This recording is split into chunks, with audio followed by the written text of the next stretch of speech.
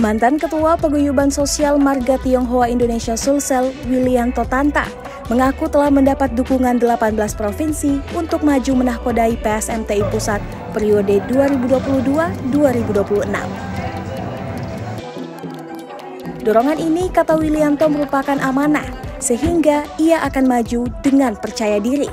Willianto juga mengatakan berterima kasih karena pusat telah menunjuk Sulsel sebagai tuan rumah perhelatan Musyawarah Nasional ke-7 PSMTI, sehingga ia berharap di Makassar ini lahir ketua baru yang bisa melanjutkan program-program pengurus sebelumnya. Pada hari ini cukup meriah yang luar biasa. Kami juga terima kasih banyak dengan Pak Ketua Umum yang sudah menunjuk Makassar, Sulawesi Selatan adalah tuan rumah Munas ke-7.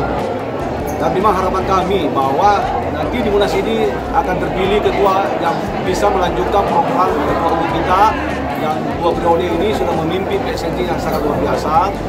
PSMT Sulawesi Selatan itu 5 PMI termasuk se-Indonesia ini sekarang sudah ada 30 provinsi dan kabupaten kota 300. Dan kalau memang kemarin telah dibatasi, mungkin mereka pada hari ini juga kami banggakan kepada peserta yang ada pada hari ini.